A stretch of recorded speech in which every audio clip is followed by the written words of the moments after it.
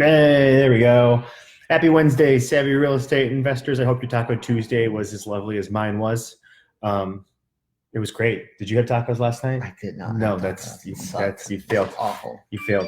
That's just terrible. But so we are here with day 3 of our 5 days of distressed sellers. So today we are going to be covering disaster. So on Monday we covered death, where we covered a little bit of probate list. We covered divorce, talking about some creative ways for you to be able to get in front of people going through hard times as far as divorce. But today we are covering disaster. So disaster can happen in a couple different ways.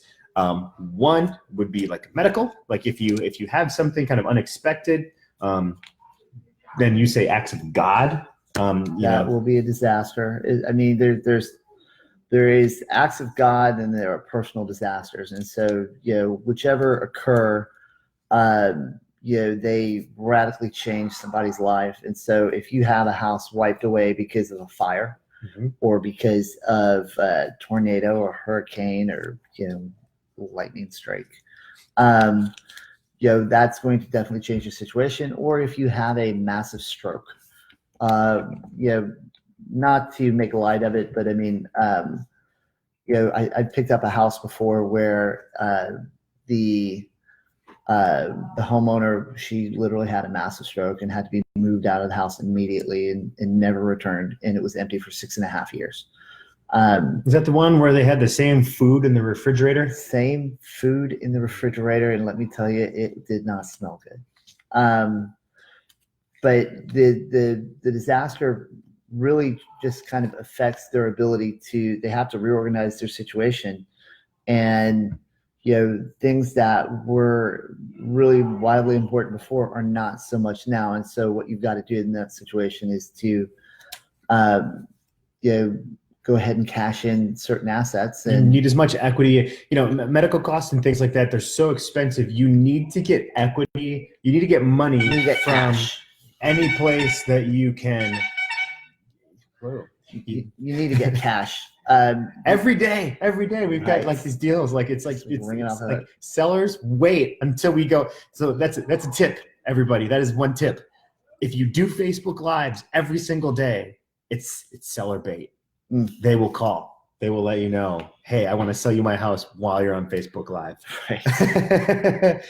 But yeah, you want to extract money from anywhere you can. When in times of disaster. And the thing is that it's obviously not something you want to do, but your house is one of the biggest, most equitable assets that you have in order to kind of help you through those tough times. Right. And what winds up happening is that a lot of times the disaster does affect the property itself, and the repair cost of repairing the property back to like new condition is just, that's not something that owner wants to take on. It's just, it kind of follows along with the talks we had earlier in the week with death and divorce, is that you kind of want to move on.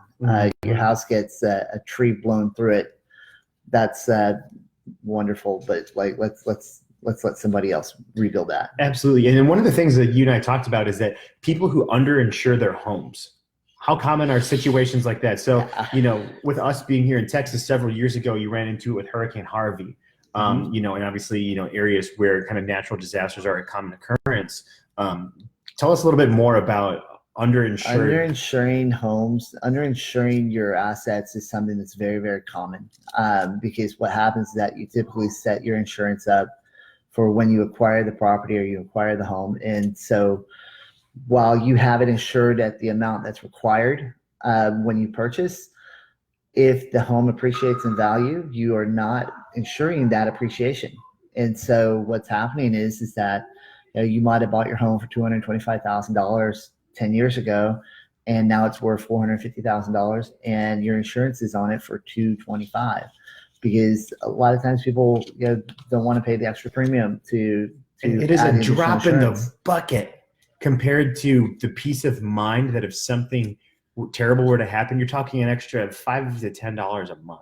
Well, I mean, it's something that you've got to take into account And yes, a lot of times, to have that added protection, you just got to pay for it. So how do we find these properties?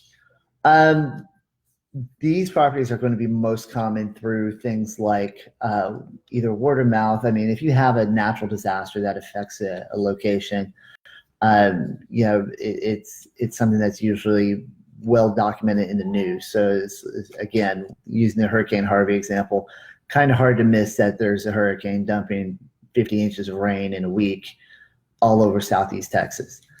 Kind of hard to miss. The houses that have actual just personal disasters occurring, you can see checking local news as far as little things like fire and things like that. But where there's a personal disaster as far as like an illness or sudden stroke or heart attack or whatever, that's more word of mouth. I mean, there's not really social media list. Social media, just kind of keep your eyes out. I mean, and obviously, I can't preface this enough. Be very delicate in how you proceed on these things. If you become kind of like an ambulance chaser and you're just kind of seeking an opportunity, it muddies the water. And so be careful with that. One of the big things to do, and I mean, we do this on any house that we wind up taking, is in cleaning out the house, try and take special care to just, when you see photos, family albums, anything that would obviously have some kind of personal significance, try and put it to the side and get that to the seller. One, they have no way to get it back. Two, they've probably written it off as lost forever. And the truth is like, if it were something that happened in my house and there was some item of personal significance that somebody were to find and they could bring that back to me, that would be great.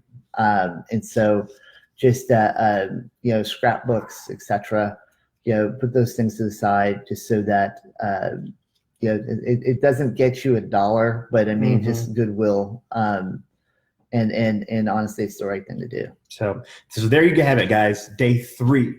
Day 3 of the 5 days of distressed sellers covering disaster. So acts of God, personal disasters. Really the big thing with these ones, again, is, keep your eye out for, in the news, and then also word of mouth. So there you have it. So we have death, divorce, disaster. Tomorrow is going to be one of the queen mothers, debt. That's the big one. So if you haven't tuned in live any of the other days this week, tomorrow you're going to want to be here, because debt is what makes the world go round in real estate investment. So, all right, my savvy real estate investing friends, go out, make it a great day. And remember, if it doesn't make dollars, it don't make sense.